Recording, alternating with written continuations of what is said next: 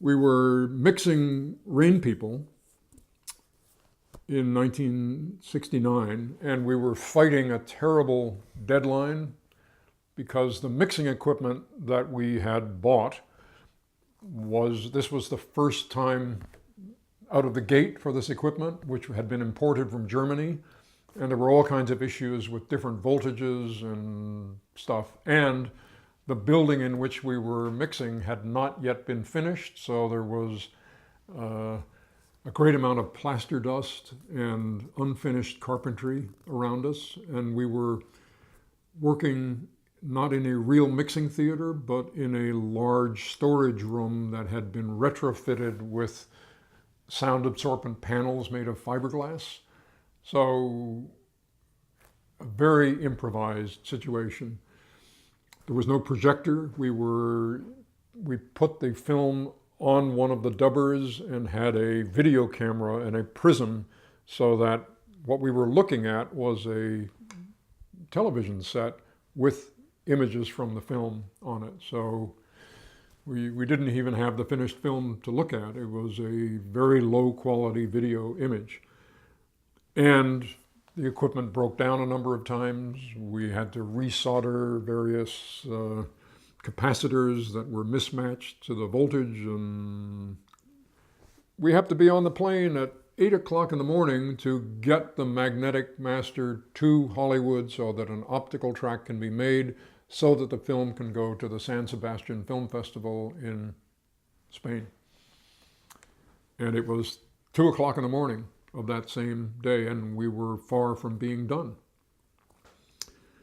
And it was me mixing, the composer, Ronnie Stein, who would push an extra fader if I asked him to do so, and Bill Neal, who was the technical person who had put all of this stuff together, Francis, who was in and out of consciousness, sleeping on all of the cardboard boxes in which this equipment had come, David McMillan, sound recordist, who was also working, helping to connect all of this stuff together.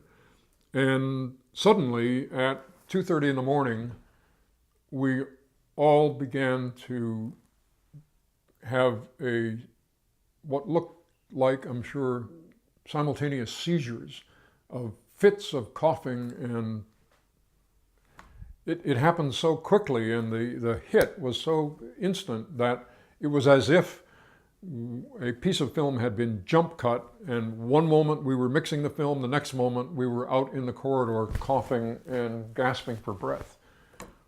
What was that? What's going on?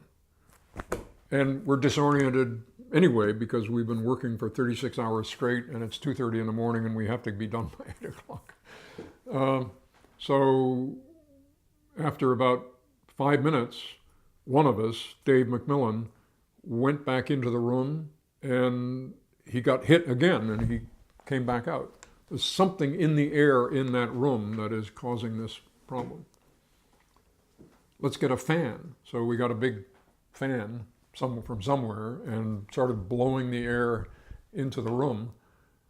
And then every couple of minutes, one of us would go in and be forced back out. Finally, after about 20 minutes, the air was clear enough that I was able to go in, breathe, and okay, come back in, it's safe, whatever it was.